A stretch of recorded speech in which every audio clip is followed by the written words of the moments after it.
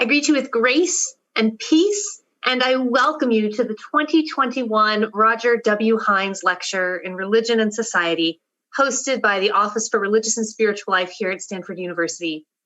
I'm Dean Tiffany Steinward, and it is my privilege and delight to welcome you into this space tonight. Tonight we have come to explore anti-Asian racism, faith, and identity in a time of national racial reckoning. As we gather, we first want to pause to recognize that Stanford sits on the ancestral and unceded land of the Muwekma Ohlone tribe. This land was and continues to be of great importance to the Ohlone people. We recognize that every member of Stanford has and continues to benefit from the use and occupation of this land since the institution's founding in 1885. Consistent with our values of community and diversity, we have a responsibility to acknowledge and make visible the university's relationship to Native peoples, in particular the Muwekma Ohlone peoples, who are present and thriving despite the occupation of their ancestral lands. We invite you to learn more. If you look in the chat, you will see a link to learn more about the Muwekma Ohlone people here in the Bay Area. We know, though, that many of you are zooming in from many different places.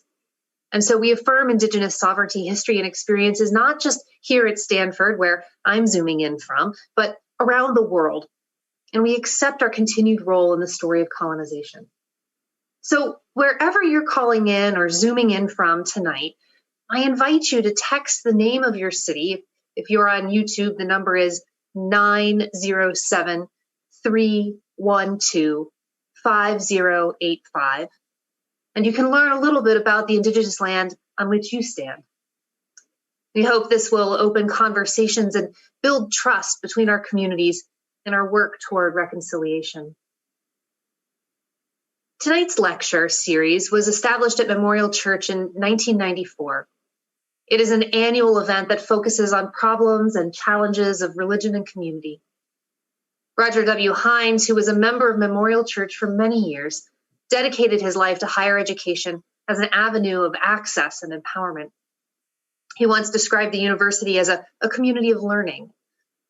During his career, Dr. Heyns created strategic institutional policies to expand and nurture underrepresented students and communities in higher education. He worked with student activists to find collaborative ways forward in the midst of often violent conflicts. And he served on boards dedicated to economic and social empowerment of those who sat at the margins.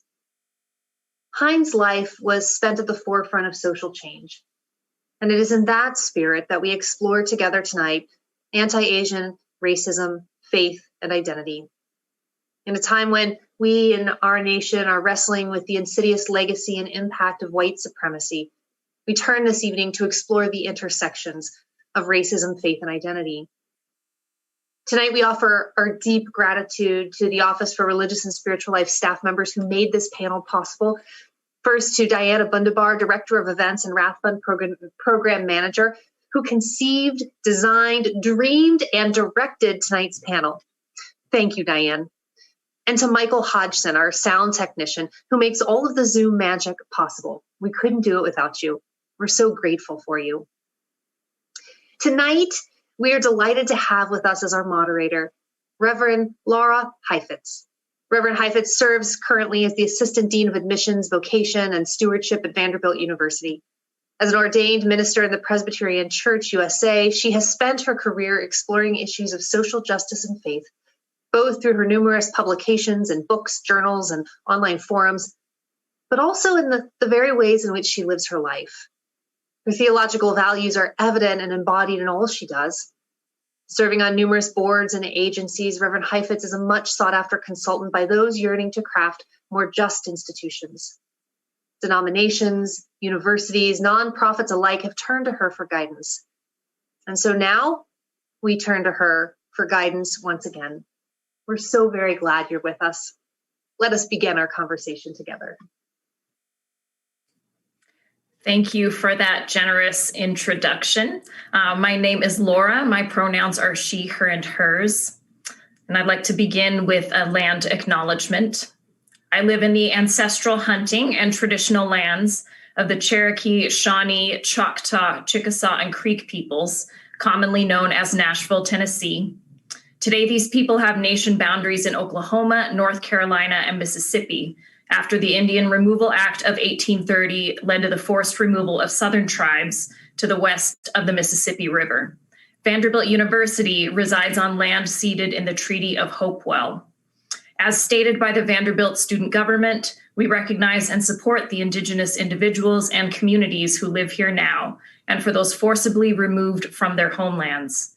We also recognize the resistance, strength, and pride of other people of color whose ancestors worked, lived, and bled on this land without benefit or due compensation. We stand as accomplices alongside you in the fight for equity. I am so delighted to join you this evening as moderator of this forum. While it is true that 3 generations of my family graduated from Cal, sorry, go Bears, one of my nieces was the 5th generation of our family, born in California, and she was born at Stanford Medical. So even though I'm far away from you right now, you and the South Bay hold a special place in my heart. I am excited for this conversation this evening as a biracial Asian American queer woman of Japanese and white Jewish descent with family who are Jewish, Muslim, Buddhist, Christian, and atheist, where racial identity and religion are often intertwined in complex ways. Joining us this evening for the conversation are 3 interesting, thoughtful, and generous speakers. The first is Najiba Saeed, Associate Professor of Muslim and Interreligious Studies at Chicago Theological Seminary and Director of the Center for Global Peace Building. David Kaleo Wu, Spiritual Care Provider at Homeboy Industries and Buddhist seminarian. And Reverend Sunny Kang, Senior Pastor of United University Church, Hope on Union, Los Angeles, Religious Director and Advisor to Progressive Christians at USC. Thank you so much for being here. And I wanted to open with a question that will hopefully allow the rest of us to get to know you a little bit better. What is your ethnicity and how have you come to identify racially? And if you could share a little bit about your religious upbringing and current religious identity. And then what does the category of Asian American mean to you? So I'm wondering if Professor Saeed, you'd be willing to start. Sure. So my name is Najiba Saeed. I am an immigrant to the United States. I was born in Kashmir in Srinagar. I migrated at the age of 3 with the rest of my family. And I grew up all over the United States and became a naturalized US citizen at the age of 15 when my parents became citizens. I identify as South Asian.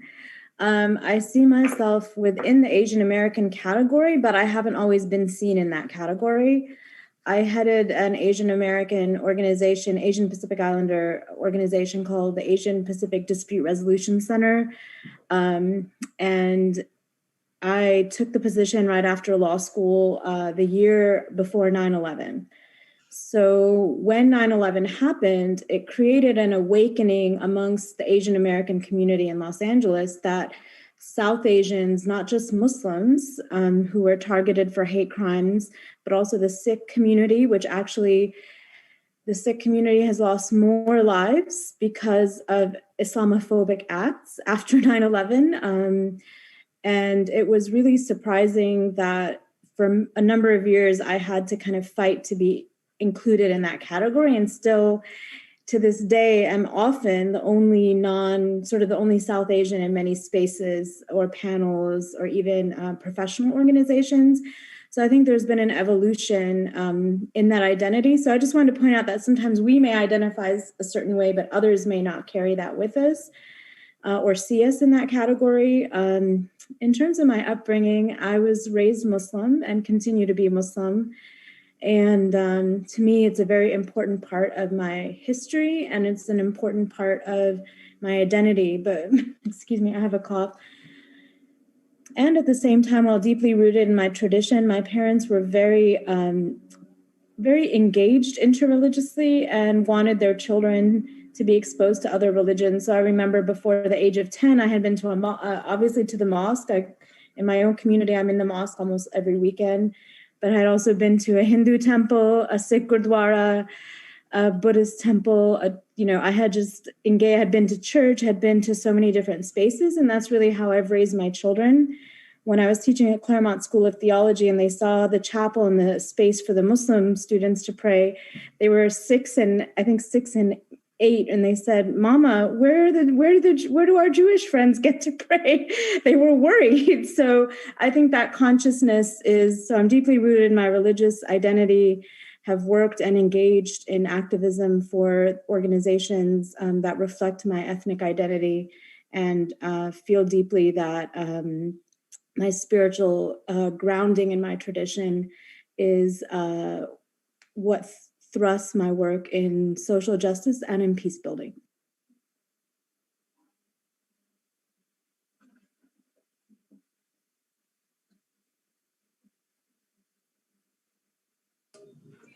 Thank you. And Reverend Kang, do you want to go next? Hi, everyone. My name is Sunny Kang, or I go by Sunny. The proper name that was given to me was Gang Hong's Han by my parents. I am of Korean origin. I was born in Korea. My family's origin is in what is now called North Korea. My parents were both refugees due to the U.S. war in Korea and the U.S. division of Korea. And when Korean people were separated and divided without being consulted as their wish is to be at one or two countries, my family both had to escape, and my parents had become refugees in now what is called South Korea after 1945. And in 1970, my parents became part of the brain drain from the East and became part of the immigrant community that was brought to the United States, which was really done to undo civil rights, because essentially it was the same pen that they signed the Civil Rights Act with. They brought in immigrants who were the college graduates, who were educated and who are wealthy, to replace and create workers all over in the United States. So I also apologize to the larger community that my presence was also part of continuing the racist system in this country. I identify, because I was 11, I was an immigrant, but my coming was not of my own choice. So I identify as a subsequent generation Asian North American. And so I am one of those funny ones that I lost my ability to speak Korean, even though I was 11 when I came. And I have since pastored the churches in Korean community, immigrant community, as well as English-speaking Asian community, as well as Caucasian churches. And now I'm pastoring a diverse church, which is very mixed of all races. Part of this identity and the religious upbringing is that I'm fifth generation Presbyterian. My family goes back to Presbyterianism back to 1890s. So this is, I tell everybody, this is the 3rd century that my family has been Christian, but most of my family has been Confucian prior to that. And so they bring quite a bit of the Confucian heritage and the influence of that into their understanding of Christianism and Christianity in the United States today. And I am, as far as the identity is as an Asian North American, it is, I tell everybody I'm an accidental Asian, because I'm not so sure there is so much of Asian ways that I'm very aware of anymore. And it just happens that I look like a typical Far East Asian. However, a lot of ways I understand the world is a little bit different than that. So that's who I am today. Thank you. And Mr. Wu, I'm wondering if you might speak. Yeah, thank you. Just really thank you so much, Reverend Heifetz, for moderating this panel. Najiba and Pastor Sunny, just really honored to share this forum with you. I just really wanted to acknowledge and thank Diane and the Stanford Office of Religious and Spiritual Life for just having this opportunity, and all the organizer, everyone involved. I'm currently at Homeboy Industries. I'm in Chinatown, Los Angeles. What's actually the third Chinatown, because the previous two were destroyed. So in terms of like doing land acknowledgement, just want to say that. And then also just recognizing like the current time we're in. Everyone here, anyone that's been affected by the ongoing pandemic, directly or indirectly, just want to say, hold you in my heart, and very glad to be in this space with you. That being said, again, yeah, my name's David Wu. I'm currently a Buddhist seminarian. I'm identify as, well, I guess, I'm Korean American, but I would more identify just as Asian American. And regarding race, it's just kind of exploring and further discovering what this means to be yellow in this country. That's something that's kind of the ongoing journey, if you will.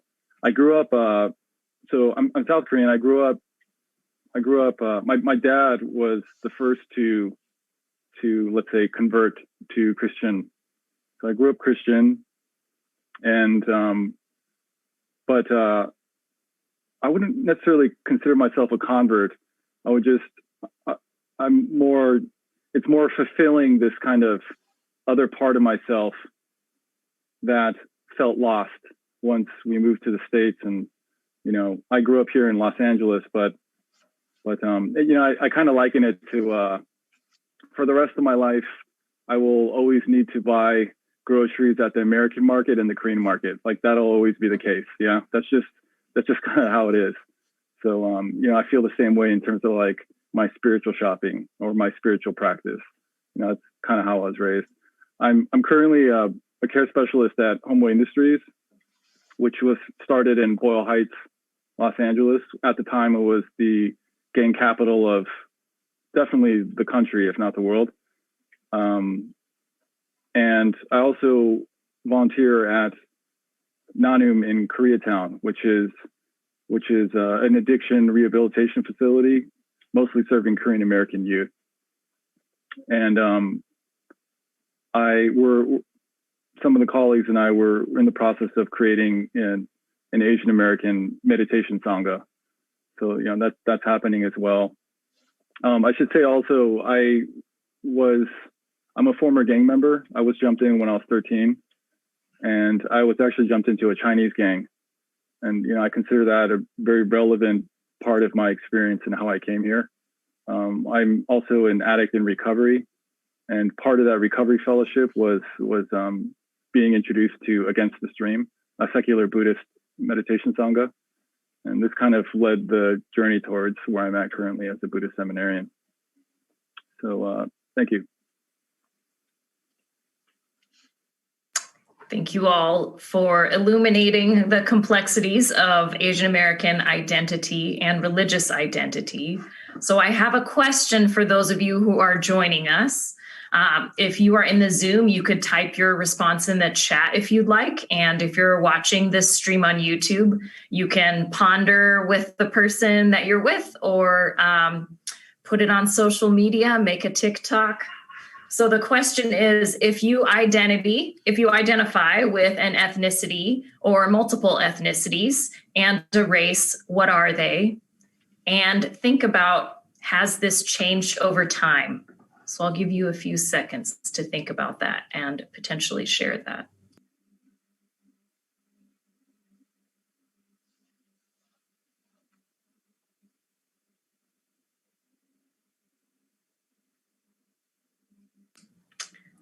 And while responses are rolling into the chat, thanks to those of you who are brave enough to share them, I have a question for David. So one aspect of anti-Asian racism manifests in the model minority myth, which puts forth the lie that all Asian Americans are achieving at higher rates than especially other people of color. Could you tell us a little bit of your thoughts on who that leaves out, who that erases, and how your religious tradition addresses those who are marginalized by life experience, class, or race? Sure. Thank you. Thank you for the insightful question. I guess, just, of course, just off the bat, the model minority myth is just that, it's a myth. I could probably best just, answer from my own experience. I just really felt, growing up, I just felt, just reading some of these responses. I never felt in control of my own narrative, right? And I feel like that's maybe the kind of the hope for the myth, or how the myth becomes transformed, right? And somebody much more versed in history could explain like the historical origins of the model minority myth. But from what I've seen is just it's a way to kind of pit minority groups against one another, and I've seen more harm come from that than good. Yeah, and this kind of plays out in whatever environment or institution. Yeah. So for myself, this the way it was. I get it, right? Like like my own mother, right? She didn't care that I was hired at Homeboy Industries until she was like, that's fine, that's great. Until she found out my dad told her that they offer free tattoo removal, and then suddenly she was like very happy, right? But versus like when I said I was going to be speaking at Stanford, like immediately that's like, wow, Stanford, like, but then she goes like, how did that happen, right? But in any case, God bless her, right? But it's just like I find it, I'm just curious to know like the origins of this, and then what these really mean. And for me, what I encountered with myself and my colleagues and my peer groups, and what I still see today, is just this kind of this real genuine need to be seen and recognized. And I say that because I have a lot of hope and faith, and I think this is a wonderful part of that, of being part of the solution and kind of changing the tide and how we are represented and how we represent ourselves. But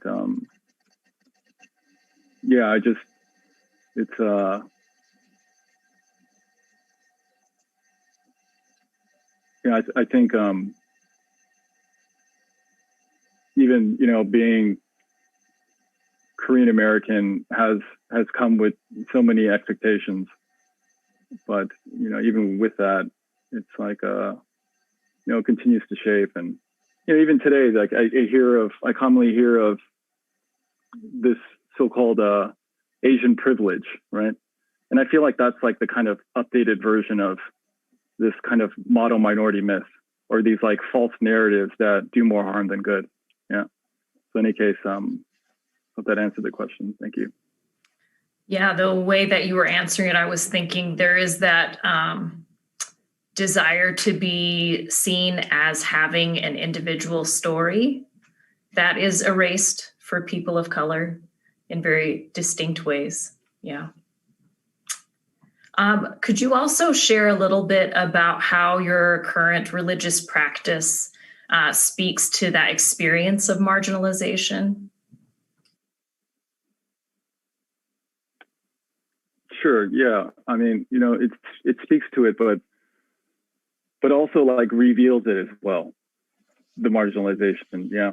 So, there's this ongoing wave of the rise of American Buddhism, and I think that's wonderful. And even for myself, I wouldn't have found recovery from addiction had it not been definitely a big piece of that was part of this new wave of Buddhism here in the States. Yet at the same time, I wonder if I was at some supermarket the other day, and I glanced at the magazine rack, and there were like three magazines about mindfulness. And then the face of all the magazines were white. And then something that just kind of, it's like, I'm glad that they're practicing, but there's all this like subtle harm that happens like throughout the day. And to me, I mean, I wouldn't necessarily call it like microaggression. I would just say it's something greater than that. I feel like that even partly minimizes like the ongoing kind of peripheral harm that happens. And but at the same time, in Buddhism, there's this central to Mahayana, the koan practice, and there's this concept called mu. And mu is like our, I'm aware, by the way, I'm more of the time, I definitely don't want to, so I'll just say this and I'll pass it on, but mu is this, maybe is translated as like the true essence of each of us, right? And then for me, growing up Christian and then encountering Buddhist practice later in life, there was just something that it spoke to me. It just kind of touched upon something that maybe I inherited from my parents or my culture or my ancestors or what have you. It just touched some inherent self, some sense of mu and being restored to that. For instance, like the first time we had to have a silent meal at a meditation retreat, like that to me was no problem. Meanwhile, I saw all the white people around me like squirming because it was so challenging. I can't tell you how many times I had dinner with my dad and like not a word was said, right? There's just something like inherent in like being an Asian American where it just, it just speaks to us in some way. Anyway, thank you. Thank you. My next question is for Najiba. In a country where being both brown and visibly Muslim, I'm not telling you anything new, brings considerable physical risk, but also where there are growing communities of Muslims and portrayals of Muslims are increasingly present in popular culture, for better or for worse. I assume that your experience of racialization and religion and community are linked. So how do you find solidarity in Asian American and Muslim communities? And how does your religious tradition lead you to address these experiences of marginalization? Yeah, I mean, I think there's multiple layers to it, and especially for thinking about times of COVID. For instance, if we look at the healthcare industry in the United States, just thinking about family members, the majority of, or a large percentage, something like, there's a very large percentage, almost 28% of doctors, for instance, are foreign born.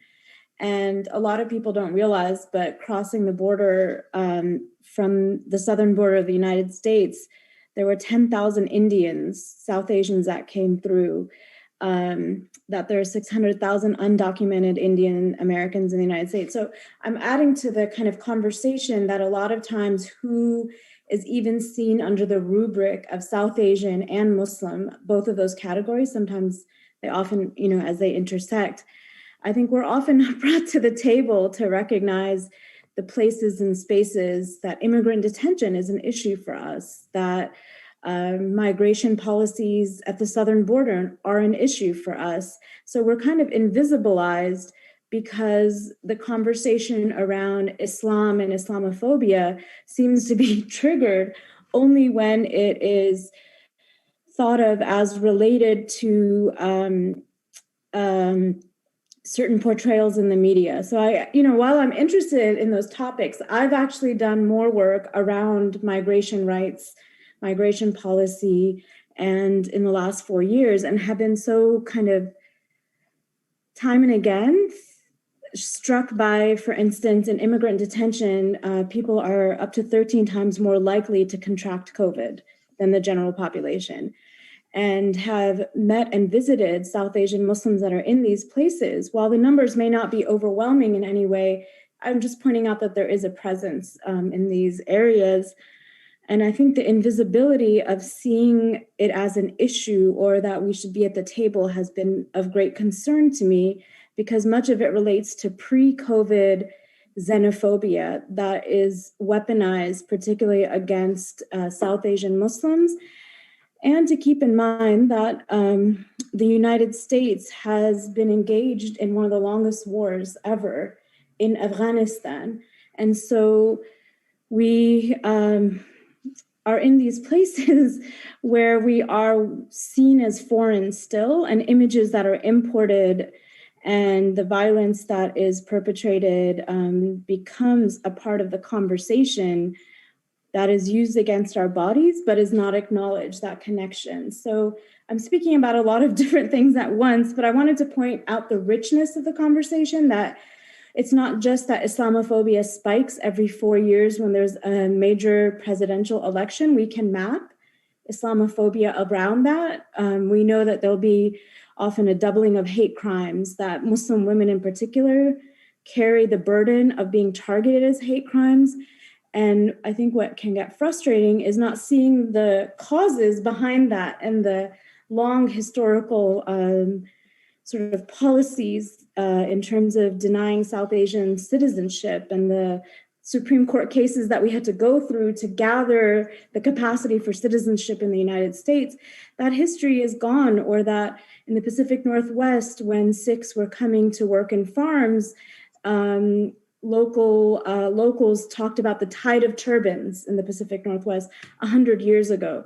So South Asians are not new. And here I'm speaking about South Asian Muslims. As we know, one of the largest portions of Muslims in the United States are African American, and they predate the founding of this particular country, having come from, for the last number of hundreds of years, having a presence in this nation. So I'm speaking here about the narrow slice of both South Asian and Muslim, which intersect at times, but not always. There are also many South Asians who are not Muslim.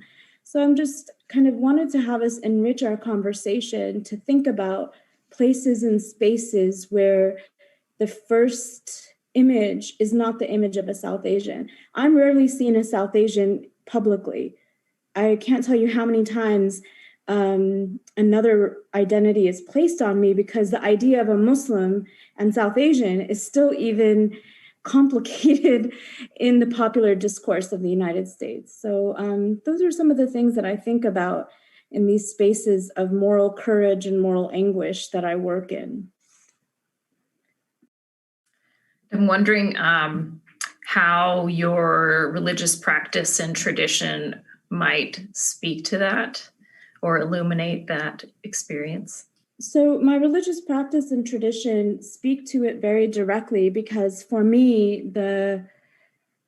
one of the sayings in my tradition is that the most useful exertion is someone came to Prophet Muhammad and asked, what is the most useful exertion? The word jihad is often translated violently, but in this context, and generally that's why you meet young men named jihad, because it means a spiritual kind of exertion. And it's often been translated only in a violent way, when in fact it means exertion of any kind. So Prophet Muhammad said one of the most excellent or valuable exertions is to speak a truth in front of a tyrant. So it's actually a non-violent kind of engagement. And that has guided my work since I was 5 years old. And so for me, what is really important is also the issue of solidarity. So one of the communities, I want to speak about intra-Asian solidarity and to talk about the connections and the histories.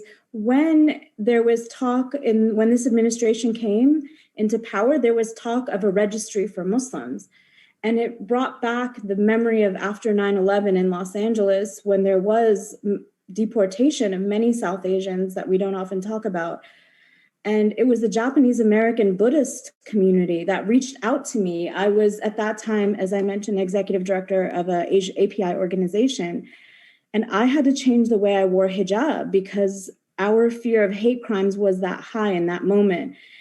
And I would say there have been times in the past 4 years that I have felt similar. And it was really the first call I got, and it's going to bring me to tears, was from Nobuko Miyamoto. If you know Nobuko, if you know Los Angeles Asian American history, you know Nobuko and Great Leap. And she embraced me, she took me in and just said, look, we're here for you. And it really built a generation of solidarity with the Japanese American community. And to this day, there are organizations that continue that work with Japanese American and Muslim youth. Thank you. My next question is for Sunny. So the predominant Christian narrative in the US seems to revolve around these, I don't know if they're prominent or just loud voices, particularly of white evangelicals, despite the vast diversity of what constitutes American Christianity and the origins of Christianity. So how do Asian American Christians contribute to a more just and diverse expression of Christianity that is at its core liberative? Thank you for the question. One of the great difficulties for Christianity to deal with issues of injustice and of liberation is that we misread our sacred text. We misread the Old Testament because Old Testament, by and large, is a political statement, political history of a forming of a people group. And it was all about wars, and it's about the domination. It is about grabbing of a land that would belong to people of Canaan and then to make it into a land of Israel. And in the process, they have created their own identity that included their own religious beliefs, which, by the way, was not a brand new belief. It's one that they had brought over from further east in what was called the land of Ur back then, which would nowadays be near Baghdad and part of Iran. And so in many ways, it was this religion that was brought over and adapted as the various mixtures came into being. A new land, a new group of people were formed, a new identity was created. And that was done through militaristically. It was done through the battles and through the armies. And there are some very gory details if you read some parts of Old Testament, which is not very peaceful at all. When they said, God said, go wipe out every man, woman, and child of city of Ai, for example, in book of Joshua. It just makes no sense to understand that. Problem for Asian community is that we are the descendants of the missiological work. The missionaries that came to our lands of heritage brought their message. That the problem is that those who are missionaries are the most fervent believers of their sect or their own denominations, and they tend to be the most conservative theologically from those people. And so what happened was the most conservative ends of each of the denominations came and became the part of bringing the message of the Christianity. And by that time, because when the mission to East Asia was being done, it was really done in the midst of the Second Great Awakening, which was extremely individualistic. This is where we now know about, personal conversions and personal salvation. And all of those kind of talks was really when they came out of Second Great Awakening. And it was in that era when the mission to East Asia took place. And what's interesting is that when they first came, they preached, especially using Korean as an example, they preached what the message at the time was one of liberation. And this is where I see really the real dangerous change in Korean community, for example, because my grandfather was a minister. And so I asked my mother, what did he preach about prior to 1945 when they were in North Korea in Christian churches? Answer was, they preached about freedom and liberation and never about personal salvation. But what happened then is that when then those people and already became a country in South Korea, and when Christian churches started to build, that time frame, it coincided with the immigration. So when Koreans came, there were Koreans, Taiwanese, and even Indian who brought their own brand of Christianity that was taught to them by the extreme fundamentalistic end of all of those denominations. And from Korea, it was mainly Presbyterian and Methodist. And because the history is how Presbyterian and Methodists got there was in the same way the United States government divided up who had access to different Indian reservations. And there was same way the Methodists were the first assigned, and then Presbyterians were allowed to go, and that's the only reason. And so when Korean Asians brought their own religion, their own form of Christianity to the United States, they came in under the context of immigration. And the context of immigration is always economic. And so then what happened was a transfer of this religious organization went from the message of peace and reconciliation and liberation to one of prosperity, one being better off. So Asian community always sided with whatever they thought would help them make more money and become better off. And Christian church was no exception. And so that meant Asian Christian community sided with the dominant evangelical parts of the church, because that was the messages were simpler to accept.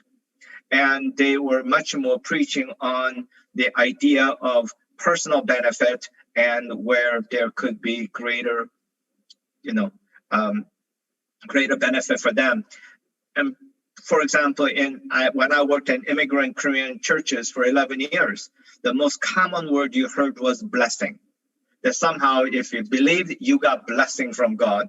And so this is what they were looking for. But that is basically what prosperity theology that exists today in the conservative evangelical circles are. And so that's why they are there. And so for Asian North American community, the thing that we really have to do is we have to read the Bible. We have to go back and read the New Testament. Because my seminary education, which I believe it or not, there was not one class that said I had to read the Bible. All the classes were talking about read what someone else had said about the Bible, but it is reading some, as we said in our classes, reading some other white guy. And this is how we talked about that. Because I actually which I believe it or not, went to a conservative evangelical seminary, a Baptist one, at that matter of fact. But I came out very progressive because of course, and people asked me how, and I said, I read the Bible and I got to know Jesus of the Bible. And because if you read about Jesus and if you study the words of Jesus himself, that's a very different message than what often we identify as a conservative evangelical Christianity of today.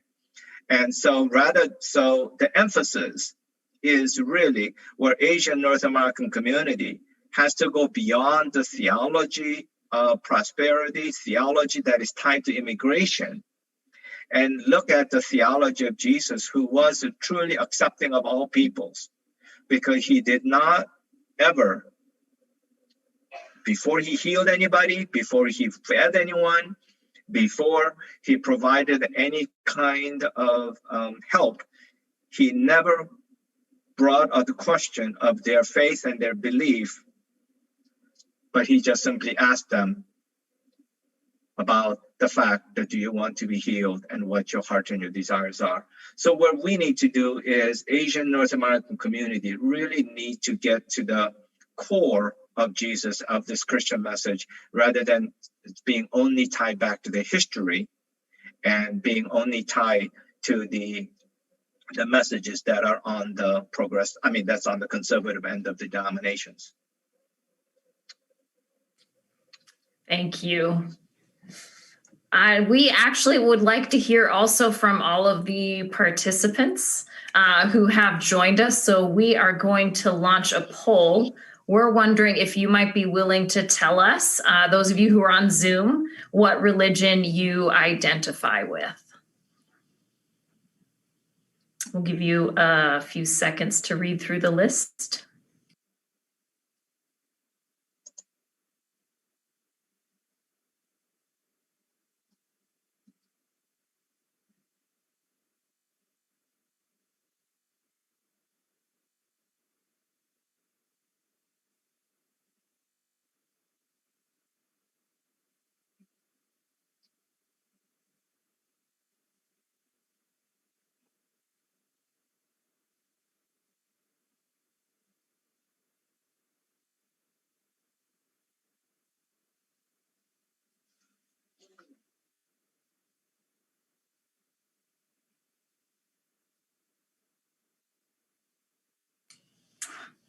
All right. So thanks for participating. Looks like the largest group that is here is Christian at 33%, and the second largest is Buddhist at 17%, followed by, tied with no religious affiliation, also at 17%, followed by spiritual but not religious. And a shout out also to the atheists, agnostic folks, Jewish folks, and Muslim for joining us. So thank you for sharing a little bit about who you are with us. My next question is for all of the panelists. So if you don't volunteer to speak, I will call on you. The first question is, what does your religion tell you about hatred and bigotry and how to respond?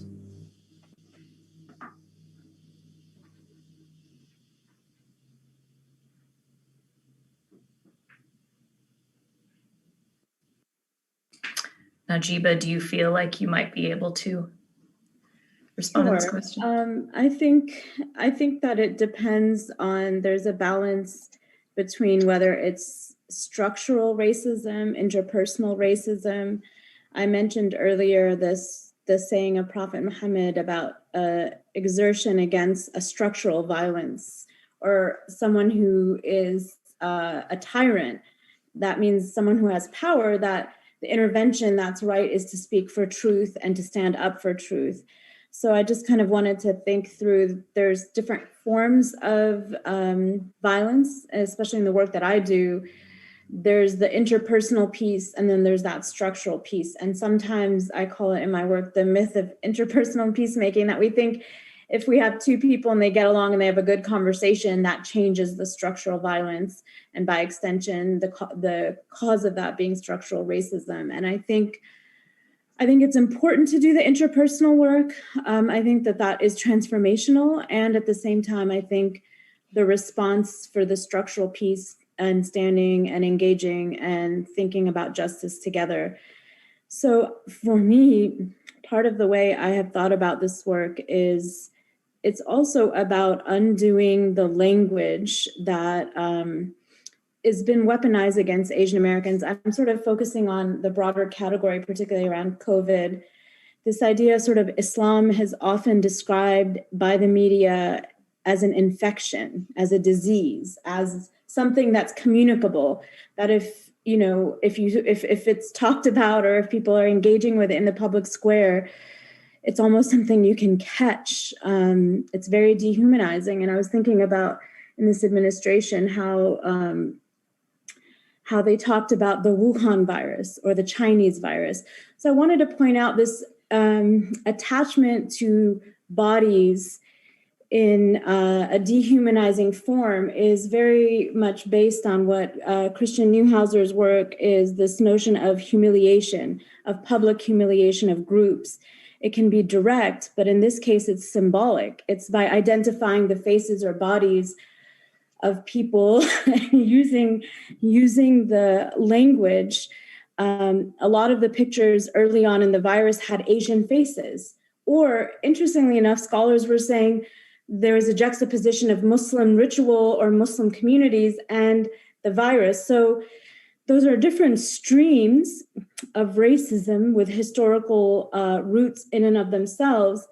And at the same time, it would be helpful, I think, when we get into these spaces, to think about what are some of the common sources that would allow for a legal system to jump into the incarceration of Japanese Americans, and then another generation, 2 generations later, think about the incarceration of another immigrant community based on no blame for that community. So for me, it's about Islam as a practice, or being Muslim as a practice, and a recognition that there are systems that have been in place around xenophobia and language that's weaponized, so that often the only time I engage my tradition or people bring my tradition to the table is to talk about how are you not violent, right? That's the beginning point, is whereas other people don't have that. In interreligious dialogue or comparative theology, they're not brought to the table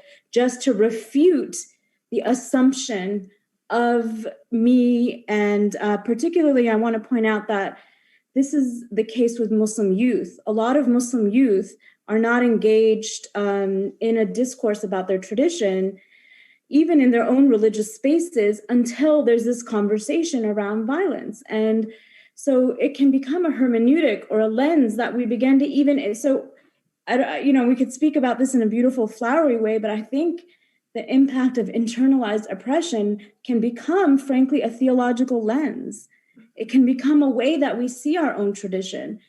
And I had to, when I do my work on Islam and peace building, I start with the assumption that any religion and any religious community and spiritual community can be violent and can be peaceful.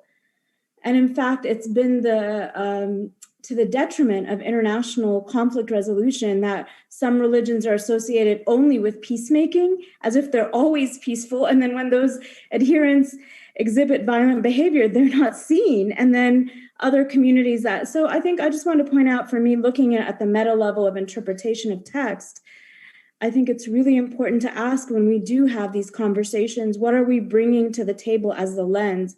I'll just end with a story where I was on a panel, and it was here in Southern California. I think it's important to ground it in our communities. It was on religion and violence, and the opening question of scholars and clergy that I work with, beautiful group of people, the opening question was, so what about religion and violence? And the three examples that they gave were all from Muslim majority contexts. And I was, kind of just in shock. And I asked the question, I said, well, the way we're framing the question is a problem. So I think even how you frame the question around the relationship between religion, identity, and the bodies that you are speaking of, you're already in the question framing what your answer is and revealing from where you are coming in terms of your inherent biases.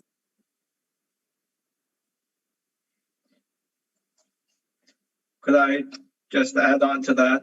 I mean, I think to add the Christian perspective and how Christianity is used exactly in many ways, how differently, because often just the label of being a Christian is used to excuse any misbehavior. So if somebody does something completely wrong and they say, well, I'm a Christian, meaning, well, I'm prone to making mistakes, but I am of clean heart. And I never mean bad. I just always, something might not go right, but I'm really good person internally. And we've seen that with the last administration, with all the acts that has happened. And he claimed that, oh, I'm Presbyterian. And then he took Presbyterian minister from that church to come out and saying, well, he's never been here and we don't have him on the roll. But when he was accused of being a bigot, his defense was, oh, I'm a Presbyterian, I'm a Christian, so I am okay, I am clean. That kind of religion, that is how often people have used Christianity to excuse their violence and their bigotry and saying they're okay because they somehow are, quote unquote, better, or because they are now, quote unquote, saved. Part of the Christianity is a real big problem is that they speak in this dualistic language, saved or lost, Christian, non-Christian, you're us or you're them. That kind of language really leaves Christian community at a real inability to speak about peace and justice in a real, true, meaningful way. That's why even during the Civil Rights Act, Civil Rights era, it took Dr. King to write the letter from Birmingham jail to the ones who called themselves the progressive, good Christian clergy, and who were telling him, "Oh, you are rocking the boat. You're making communities uncomfortable. You're giving Christianity a bad name. Don't do this because you're causing problems." He had to write them and saying, "If not now, when?" And so often the biggest problem in our religious system is that in Christianity, they use this triumphantalism as a means of control and power, but they don't recognize, and we lose Jesus in the process, because we don't talk about Jesus who said, if somebody hits you on one side, then offer them the other cheek. We don't talk about Jesus who's told the rich young ruler, if you want to follow me, then go sell everything that you have, give it all away to the poor, and then follow me. So we don't talk about this Jesus who told all the disciples, take whatever you got and feed the 5,000 on the hillside, or Jesus who took care of and healed the non-Jews, even though he said he came for the children of Israel. So they talk about, so Christianity falls into a real trap it has created for itself, because it talks about Christianity, but it doesn't talk about Jesus. And we don't recognize that the Christianity that we have created, the framework of really one of violence and power, really does not include Jesus often, and we don't talk about that enough. And I think we really need to talk about Jesus more, because in doing so, I think if we really look onto the teachings of the person of Jesus and many other religions, and Buddhism, and over even, even Muhammad, we find the incredible words of peace and incredible words of, relationships and harmony, but we don't talk about that. So I think we need to for Christian churches, we have to get beyond some of those, the socialization that we've been through, but really look at Jesus in the center of everything. Thank you. David? Yeah, thank you for just been listening, and thank you for your answers, and very passionate answers, very evocative. Could never presume to speak on behalf of a Buddhist, but I just for myself, I am, or I would maybe borrow from Judaism with Rabbi Heschel, who took part in the Selma March, that said, it felt like I was praying with my feet, right? Mm-hmm. So, for me, it's but there's even more to it than that. This kind of connecting to others of other faith traditions, this collective struggle, like even Pastor Sunny saying this, including everyone or being part of everyone, right? A house of prayer for all people.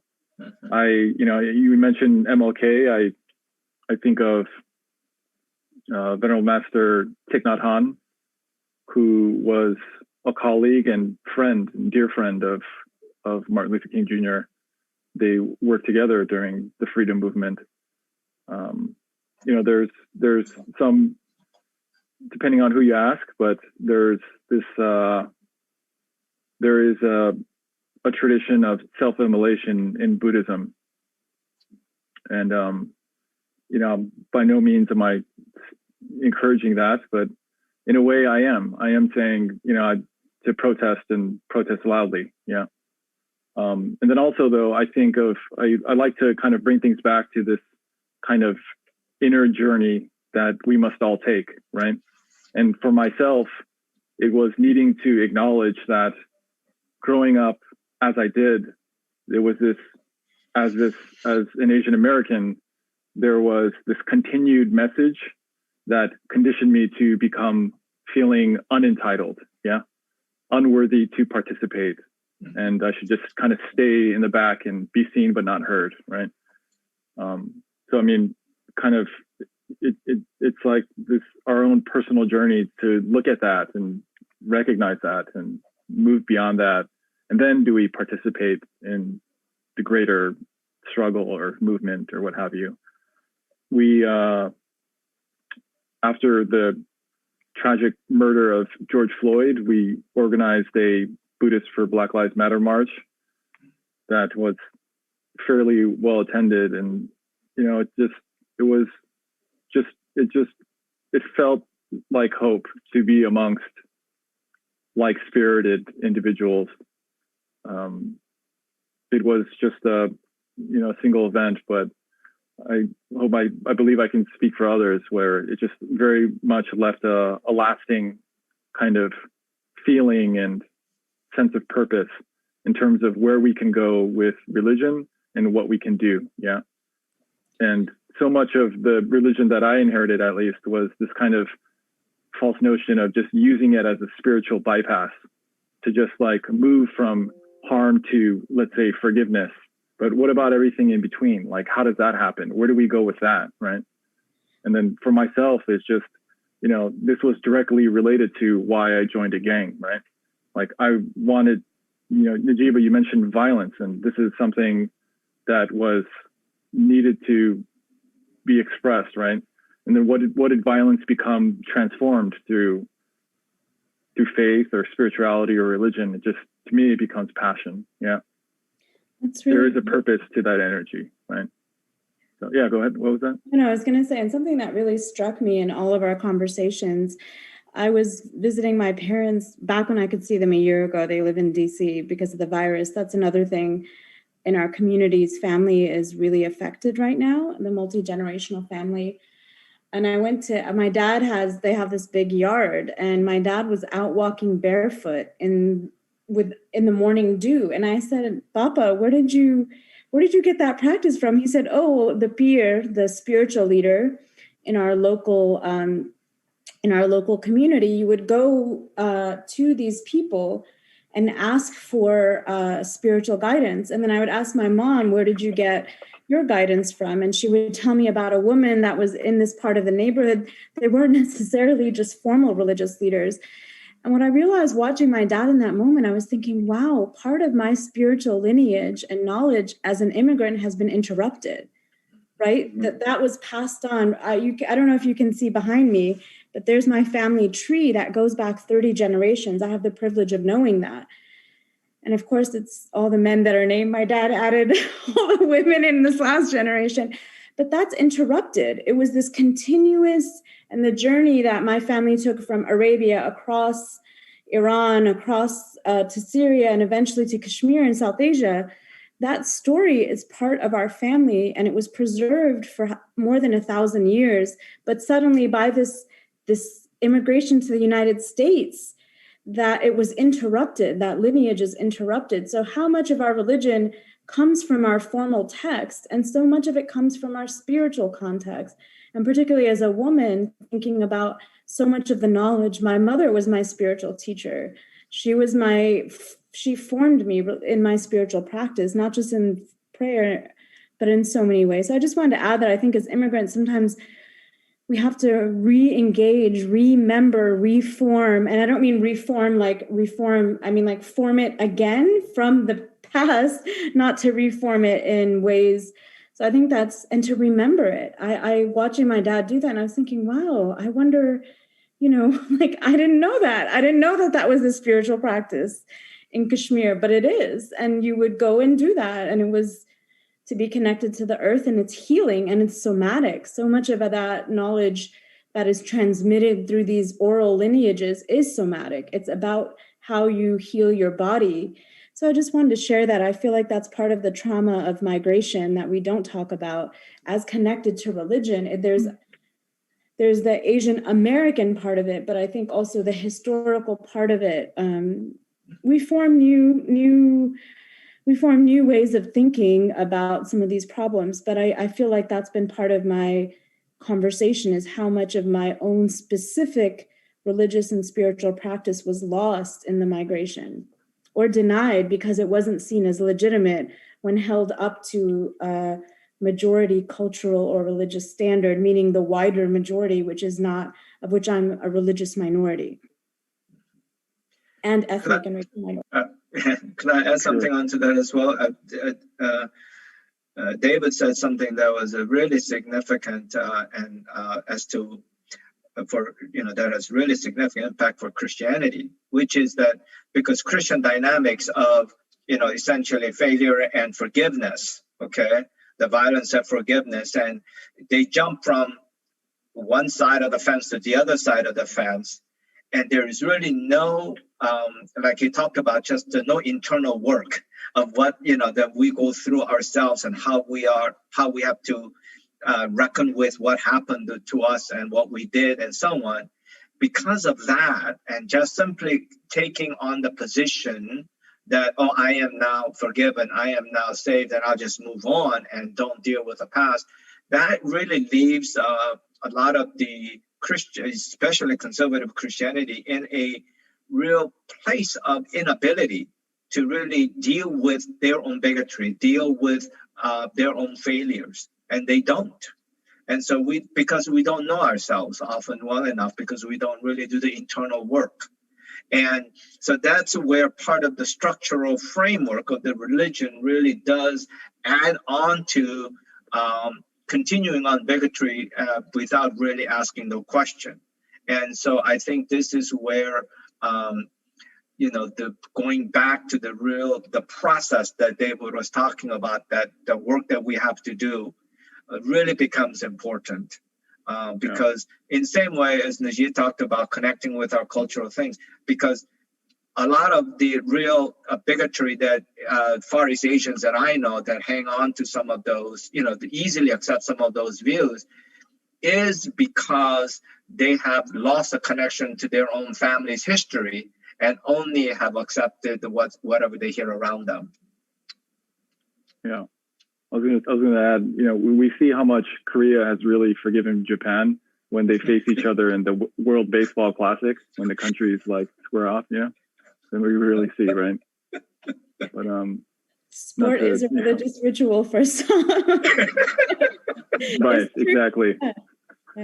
I was thinking in the midst of this conversation, which I could have for hours to be clear, is that some of what we do in the construction of a healthy racial identity, where we reclaim who we are and do that inner work to place ourselves in the narrative, even if the rest of the country doesn't necessarily place us, we have to do that work ourselves.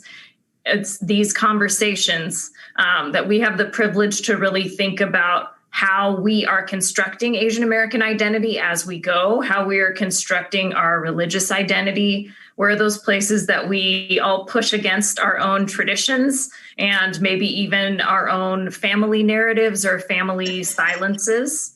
And so I'm just really grateful to have had this conversation. I am going to move us to the Q&A section because I feel like there will be some great questions and you all will have some really thoughtful answers.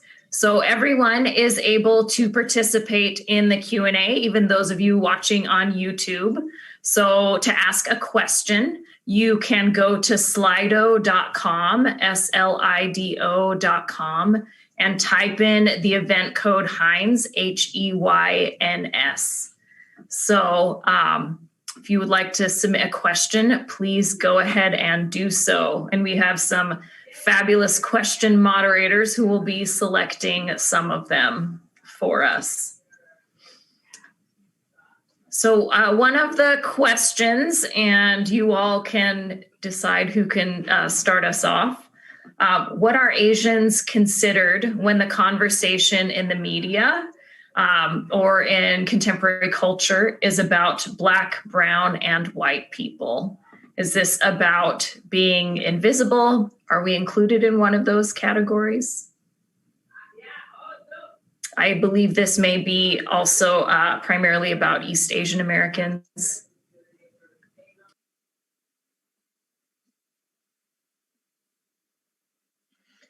Well, I think from most of the conversations that I am seeing and most of the people that we talk about, when they talk about, Black, we talk about, the people of descendant of African continent. And then when they talk about brown, at least around here and most of the conversations, it seems to be mostly about an almost misunderstanding of brown versus and the Hispanic or Latino or that kind of concept. And that is based on what they see. But often it really does not include, especially the Far East Asians. Some of them, they say, well, doesn't include us type of a thing. The more progressive and more younger people who are much more color conscious because their identity is much more based on race and not just on family's ethnicity, they tend to be a little more sensitive to that and are seeing that they are lumped in with the context of the brown, but almost the Black and brown has almost come a term that simply says non-white in some circles. I also wanted to speak here to multiracial children. My children are half Kashmiri and half kind of German-Irish mix. And so I think that, especially living in LA, I think actually all three of us are in the LA area, multiracial couples, or however they're defined as a family, that's actually the default in my circle of friends and my children's world. So for them, their names, which I won't reveal, are a mix of, their last name is a hyphen of my name and a very common name in terms of German American cultures. So I just want to point out, because I think, Laura, that brings a complexity to this question of formation of religious, spiritual, and racial and ethnic identity, and even language, linguistic and other forms. So how do we begin to have space for that conversation and think it through? And, you know, what's the complexity? And yet at the same time, in my work around Muslim women, I talk about how Muslim women have this form of embodied pluralism where they reconcile what's to other people seems so difficult, but is just natural. So to the person who asked the question, I think thinking through not who is only invisible in terms of defined historical ethnic identity, but also these mixes that have always existed, by the way, that are not just new, but probably the portion and the number is certainly gone up. And I think that's a very California and particularly LA and probably SF conversation, probably San Diego too, I don't know. But I think that's a very particular conversation where that is the default in Los Angeles. And it brings up the question of multi-religious families as well, that, you know, many of us are coming, we live in a time in America where more people are leaving their home tradition for another, or people identify as multi-religious. So thinking about all those factors enriches the conversation, and to me doesn't make it less important in terms of identity. I think it actually helps us see how much of the attachment to certain ways of forming identity are rigid beyond the use. I actually think a lot of people under the age of 30 have a language for themselves that we haven't yet caught up to in the study of religion, race, and ethnicity. That was a great question. You know, I just consider I could go on and on about all the different ways that the race yellow is just not included in the conversation, right? It's white, black, brown, white, black, brown. I just hear it. I've just heard it throughout my life. You know, even in the places that I've encountered, Asians aren't affected by gang violence. Asians aren't killed by police violence. Asians don't join gangs, aren't addicts. They're not drug addicts. They don't go to jail. They don't go to prison, right? Just like this convenient narrative that just keeps getting reinforced again and again and again. Yeah. And then meanwhile, it's clear that our culture is loved, right? We see that throughout everywhere. It's just somehow for us as people, our women are objectified and our men are emasculated. That just keeps happening again and again and again, right?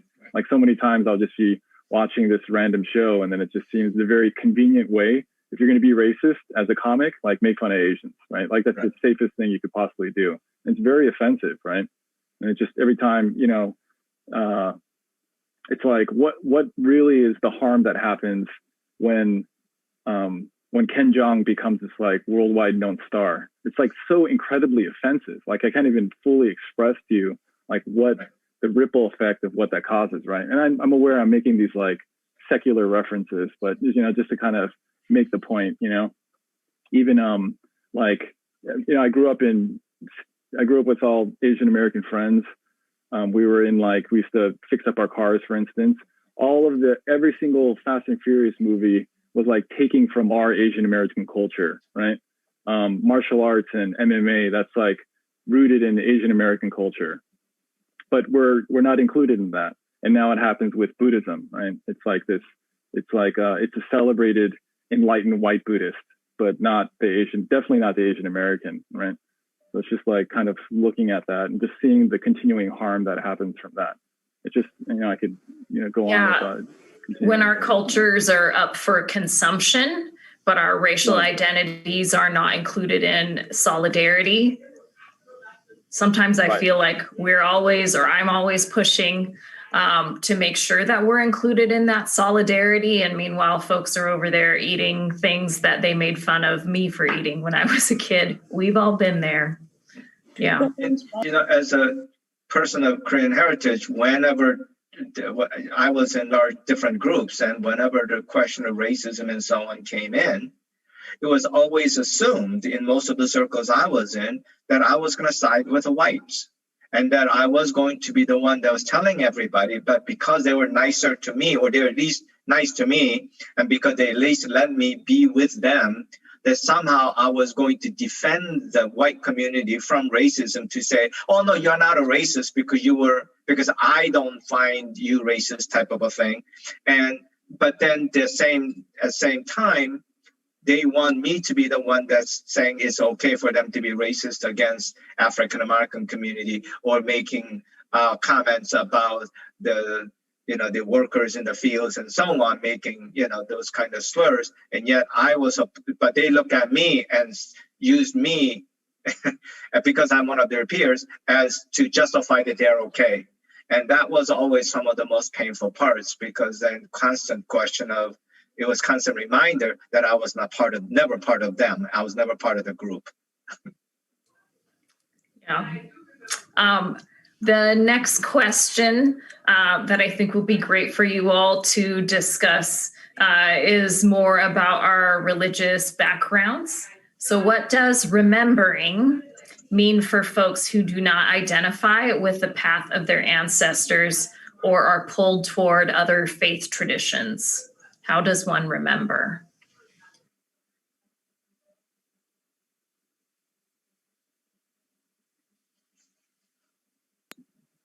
I think also, even if we're pulled, even our ancestors went through transformations.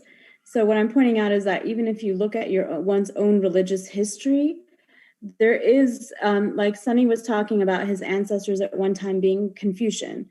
And I have part of my family in South Asia that married in were probably at one point not Muslim. So I'm pointing out that I think we have to interrogate these ideas that even the families and the lineages that seem to all be of one religious identity, the way religions played with one another in different spaces. And I think that's also a particular, actually, in some way, an experience across different Asian countries. There isn't just the Christianity. I feel like so often in interfaith conversations, there's Islam, Christianity, and Judaism, as if those are called the three world religions. And I've always said, I come from a part of the world where Kashmir Buddhists Kashmir borders Tibet. So we have in our tradition contact with Buddhists, and we have contact with Hindus, and we have contact with Jains and Sikhs. And so to me, that's the interreligious setting and conversation I want to have. But then it's not seen as the same important, legitimate American project of interreligious education very often. And if I talk about it, it's seen as something very exotic. But to me, that's the context that I grew up in. So I can't remember what the question was exactly, but the point I wanted to make was that religion is formed far more complexly than the story that we tell about it. So even I had a student who I talked about, for instance, in her Korean background, notions from the Confucian tradition were so important that there's a hybridity that happens with all of us, where our cultural background is given a secondary recognition to our spiritual or our religious, and somehow there's a separation. So how you construct religion in the conversation is important. So I guess I'm pointing out that part of the rediscovery and the remembering is looking and getting those stories of complexity and richness and hybridity that exist in our own lineages and our own countries of origin, or here in the United States, that it is the picture of it being one tradition always. And if you move into a different tradition, I think that becomes a question of, I haven't had that experience, so I don't know if there's other people on the panel that would like to address that. I just want to point out, even the story that we tell of our religious heritage can be far more rich, and that very often it's my international students who, when we talk about their spiritual and religious identity, they're seen as coming into the American project of religious pluralism, and they often enrich the discussion by saying, actually, our indigenous traditions are as important. And we've taken, for instance, Christianity, but the way it looks is so particularized to our context. I'm just giving an example. So I just wanted to point that out, and others can answer the question probably more adeptly on the other topics. I think that, every religion is syncretistic, because people always bring the different, the differences in, and as the people are around longer in one region, they form their own emphasis. Like if you're in Midwest and you come to church in the West Coast and you go, what in the heck are these people doing? It's so different. And then you go to Deep South and then it's like, it's a whole different religion, even though they could be of the same denomination. I mean, Laura, you're Presbyterian, and then we can go from South to Northwest, and you're wondering if you're in the same Presbyterian circles, right? So we have to be honest and say, and this is where Joseph Campbell, I think, was very helpful to say, realizing that religion is mythology. It is the stories of the people. And so as each people group and time and place add in their experiences and how they reflect who they are into the religious tradition that were brought by their, what they grew up with. And so in a sense, trying to hang on to only what they grew up with, where someone else provided for them, it's like a kid wearing a father's jacket. When I was a young child, I wanted to try on my dad's clothes and see what I would look like in my dad's suit jacket. Well, if that's all we are trying to do sometimes, is taking on someone else's religion and trying it on and seeing if it fits, and then it doesn't quite become who we are. And so I think, especially as we look at the religion, we need to recognize that Christianity that's here today, I can speak on the Christian side of the things, Christianity here today in the United States is a small brand of its own, but it does not represent all of Christianity because it is so different if you're in different parts of the world. And as Asian North Americans, we also have to recognize that we have to bring our own experiences in. And now this newer generation that is the US born will have much to learn from the Japanese and Chinese communities that have, for example, been here longer and have generations that were born in the United States. And we can see a little more of what the worldview and how they will be experiencing some of those kind of things, and religion changes in some of those circles. And so I think that part of the community that we are in will help us form a new tradition, a new heritage, but depending on where we are at, it always changes. And Christianity is not very good at doing that because people do not stay with one body, one community very long. They stay there as long as they're happy with a pastor or a group of people, and when they get into a fight, then they go someplace else. And so they really don't stay very long with one thing along the way. It's not like Judaism or, where you're connected and stayed with the community for a very long time. I wanted to add, this quote by Joseph Campbell I like too, it says, the privilege of a lifetime is to know who you really are. And I say that because often this idea of like knowing ourselves is like this easy task. Meanwhile, it's just like, I see it as this like lifelong koan. It's this arduous struggle. It's dirty, it's messy, it's murky, it's stepping into very vulnerable and uncomfortable waters, right? And I think, it could be even more challenging when we're at the margins, we're the subaltern, we don't know ourselves. We've been kind of divorced from our actual ancestry, right? On and on. I say that, and I also, I'm catching these comments too. I would also encourage, to say, I get it, it's wonderful to share in knowledge, but I would also say, be your own book, yeah.